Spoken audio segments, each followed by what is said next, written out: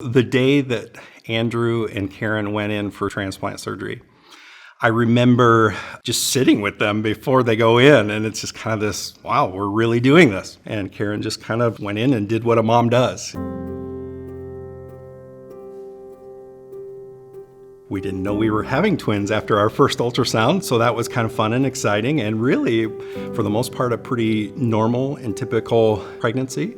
When the boys were born, Andrew came out white and Isaac came out red. We found out later that it was an acute twin-to-twin transfusion. It wasn't much time until we were told that we were going to need to go to Iowa City to the Children's Hospital. Twin-to-twin transfusion is when one twin becomes the donor and the other one the recipient of the blood. So when that happened, with the lack of blood, Andrew ended up with kidney damage and found out that his kidneys were just not functioning well. Kind of a core team was assembled and a plan was made, and ultimately the decision was that we were going to go home and do peritoneal dialysis, and with the goal of a kidney transplant. We were just gonna have a machine that was gonna act as his kidney. And so every day with doing the dialysis, we had to watch his weight to make sure he wasn't taking on any extra fluids, that the peritoneal dialysis was actually working the way it was supposed to work to get him large enough to have a kidney transplant, because you have to be a year old and weigh 20 pounds. We hit the point when he was about 13 pounds that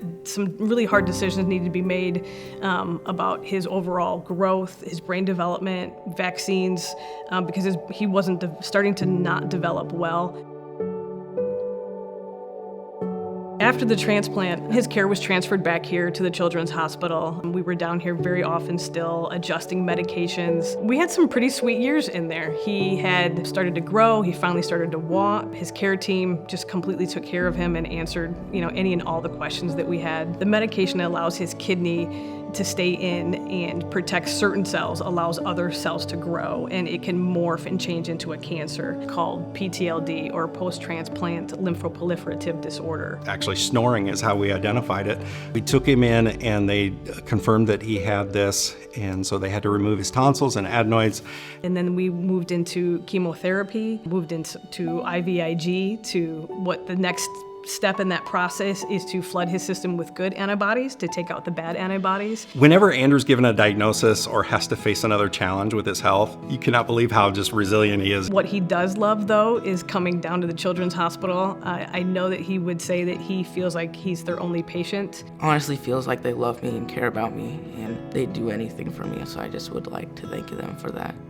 Andrew would love to be a nurse in the future. He sees how great nurses are. He sees how well you can be taken care of by a nurse, and that's become very important to him. Yeah, I'd like to do medicine when I grow up.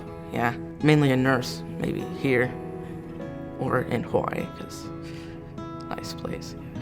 Andrew has missed more than a year of school, just due to being sick and hospitalizations and doctor's trips and lab work. We are trying to reduce Andrew's immune system so that his body will allow his kidney to stay in, because it's foreign to his body, and at the same time these cancerous cells can grow. So what they have to do is adjust his medication and hope that his body could naturally fight off this type of cancer. What happens then, which is what you want to have happen, is your natural antibodies will fight the cancer, but then those antibodies also attack the kidney. And so Andrew went into an early rejection. And so for the past 7 years, probably since the time he was 8, we've just been fighting with his amazing staff to keep his kidney in his body and keep it in there as long as we can. The kidney transplant is the best answer that you can have for kids with kidney issues. It'll still mean medication for the rest of his life.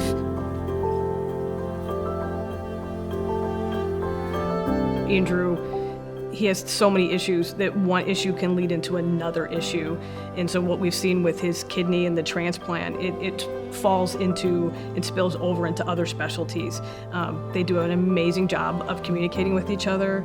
They do an amazing job of collaborating. This Children's Hospital is an amazing place to be, and I can't imagine being anyplace else.